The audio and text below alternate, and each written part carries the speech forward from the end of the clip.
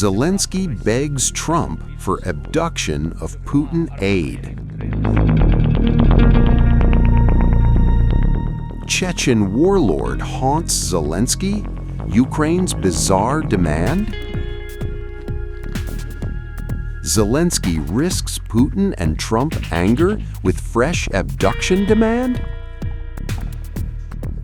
Ukrainian President Volodymyr Zelensky made a bizarre demand. He wants the U.S. to capture Russian President Vladimir Putin's close aide, the head of Russia's Chechen Republic, Ramzan Kadyrov. Zelensky urged the U.S. to kidnap Kadyrov, claiming the move would send a strong message to Putin that may eventually lead to the end of the war.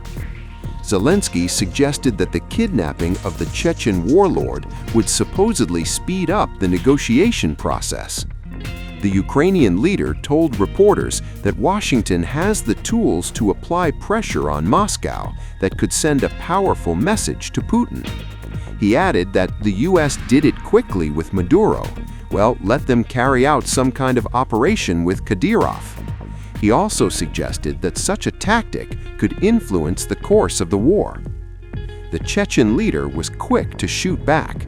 Kadyrov delivered a blistering response to Zelensky and called him jester.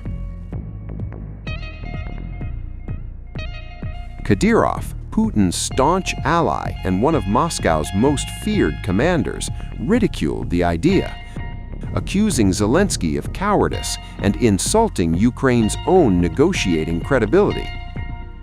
His response was raw, direct, and laced with threats, hinting that anyone who tries to reach into Chechnya from the outside will find no escape. On the night of January 3rd, the U.S. military launched a covert op in Venezuela, bombing Caracas and staging a raid to capture Nicolás Maduro and his wife. After Maduro's stunning capture, Zelensky made a stark, cryptic reference to Putin that has sent shockwaves through Washington and Kiev alike. In reaction to the U.S. operation, Zelensky suggested that if a dictator like Maduro could be seized, then the U.S. knows what to do next, a comment analysts widely interpret as an indirect signal aimed at Putin, though Zelensky stopped short of naming him directly. Well, what can I say is, if you can do that with dictators, then the United States knows what to do next. Thanks.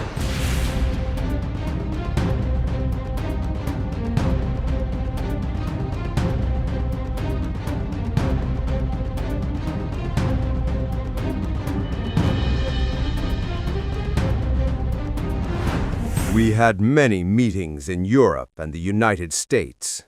Today, there are 18 national security advisors in Ukraine. And for us, it was an important moment and a point from which we will start moving even faster. And I think that on the diplomatic track, I think you have all seen this over the last month and a half. And why are we moving even faster now? Because we have shared all the documents with all the advisors, the package of documents that we have, both those that are complete and those that are still being finalized. We expect that this further work will now take place in the capitals of European countries, as well as Canada, Japan, and other representatives of the coalition of the willing. All of this will be refined during our meetings, and throughout January we are not allocating a great deal of time for this process. I believe it is very important for us to formalize our steps in some form of declaration, because the security guarantees themselves, the document, will be ratified by the parliaments of the countries participating in the coalition of the willing. I very much hope that we will be able to finalize certain elements during this meeting. In principle, this is the #1 task, to finalize the document on security guarantees for the coalition of the willing, to prepare it as one of the bases for discussion with the United States of America and President Trump. This is the document that is ready from the Europeans. Regarding Venezuela, how should we respond to this? Well, what can I say is, if you can do that with dictators, then the United States knows what to do next. Thanks. The U.S. raided Venezuela.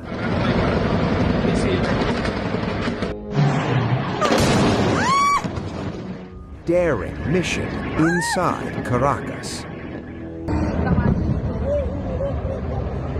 Night silence torn by U.S. jets. And the result? Nicolás Maduro and his wife were captured by U.S. forces.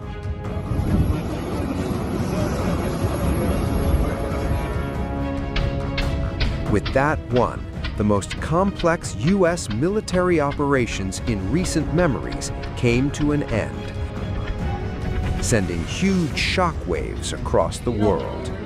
So how did the operation unfold?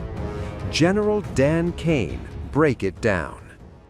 Last night, on the order of the President of the United States and in support of a request from the Department of Justice, as the President said, the United States military conducted an apprehension mission in Caracas, Venezuela, to bring to justice two indicted persons, Nicolás and Cecilia Maduro. This operation, known as Operation Absolute Resolve, was discreet, precise, and conducted during the darkest hours of January 2nd and was the culmination of months of planning and rehearsal, an operation that, frankly, only the United States military could undertake. What I'd like to do this morning is talk to you through some of the preparation and the details without compromising any of our tactics, techniques, and procedures. There is always a chance that we'll be tasked to do this type of mission again.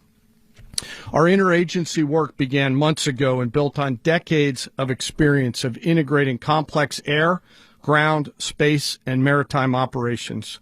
While the past 2 decades have honed the skills of our special operations forces, this particular mission required every component of our joint force, with soldiers, sailors, airmen, Marines, and Guardians working in unison with our intelligence agency partners and law enforcement teammates in an unprecedented operation.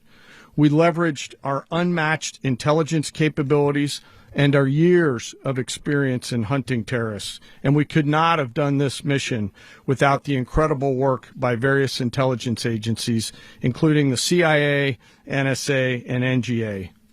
We watched, we waited, we prepared, we remained patient and professional. This mission was meticulously planned, drawing lessons from decades of missions over the last many years, many missions over these last many years. This was an audacious operation that only the United States could do. It required the utmost of precision and integration within our joint force. And the word integration does not explain the sheer complexity of such a mission. An extraction so precise it involved more than 150 aircraft launching across the Western Hemisphere in close coordination, all coming together in time and place to layer effects for a single purpose: to get an interdiction force into downtown Caracas while maintaining the element of tactical surprise. Failure of one component of this well-oiled machine would have endangered the entire mission, and failure is never an option for America's joint force. Those in the air over Caracas last night were willing to give their lives for those on the ground and in the helicopters. Let me talk a little bit about the preparation. After months of work by our intelligence teammates to find Maduro and understand how he moved, where he lived, where he traveled, what he ate, what he wore, what were his pets. In early December, our force was set pending a series of aligned events. Key was choosing the right day to minimize the potential for civilian harm and maximize the element of surprise and minimize the harm to the indicted personnel so, as the President said, they could be brought to justice. And as the president said earlier today, weather in Venezuela is always a factor this time of the year. And over the weeks through Christmas and New Year's, the men and women of the United States military sat ready, patiently waiting for the right triggers to be met and the president to order us into action. Last night, the weather broke just enough, clearing a path that only the most skilled aviators in the world could maneuver through. Ocean, mountain, low cloud ceilings. But when tasked with a mission, this organization does not quit.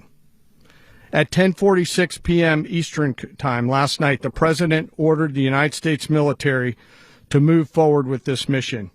He said to us, and we appreciate it, Mr. President, good luck and Godspeed. And those words were transmitted to the entire joint force. Over the course of the night, aircraft began launching from 20 different bases on land and sea across the Western Hemisphere. In total, more than 150 aircraft, bombers, fighters, intelligence, reconnaissance, surveillance, rotary wing were in the air last night. Thousands and thousands of hours of experience were airborne. Our youngest crew member was 20, and our oldest crew member was 49, and there's simply no match for American military might. As the night began, the helicopters took off with the extraction force, which included law enforcement officers, and began their flight into Venezuela at 100 feet above the water. As they approached Venezuelan shores, the United States began layering different effects provided by Spacecom, Cybercom, and other members of the interagency to create a pathway. Overhead, those forces were protected by aircraft from the United States Marines, the United States Navy, the United States Air Force, and the Air National Guard. The force included F-22s, F-35s, F-18s, EA-18s, E-2s, B-1 bombers, and other support aircraft, as well as numerous remotely piloted drones. As the force began to approach Caracas, the Joint Air Component began dismantling and disabling the air defense systems in Venezuela, employing weapons to ensure the safe passage of the helicopters into the target area. The goal of our air component was, and always will be to protect the helicopters and the ground force and get them to the target and get them home. As the force crossed the last point of high terrain where they'd been hiding in the clutter, we assessed that we had maintained totally the element of surprise. As the helicopter force ingressed towards the objective at low level, we arrived at Maduro's compound at 1:01 a.m. Eastern Standard Time, or 2:01 a.m. Caracas local time, and the apprehension force descended into Maduro's compound and moved with speed, precision, and discipline towards their objective and isolated the area to ensure the safety and security of the ground force while apprehending the indicted persons. On arrival into the target area, the helicopters came under fire, and they replied with that fire with overwhelming force in self-defense. One of our aircraft was hit but remained flyable, and as the president said earlier today, all of our aircraft came home, and that aircraft remained flyable during the rest of the mission. As the operation unfolded at the compound, our air and ground intelligence teams provided real-time updates to the ground force, ensuring those forces could safely navigate the complex environment without unnecessary risk. The force remained protected by overhead tactical aviation.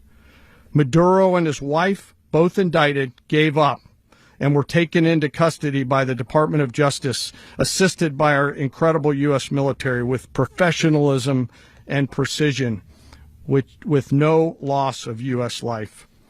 After securing the indicted persons, the force began to prep for departure. Helicopters were called in to exfiltrate the extraction force, while fighter aircraft and remotely piloted aircraft provided overhead coverage and suppressive fire. There were multiple self-defense engagements as the force began to withdraw out of Venezuela.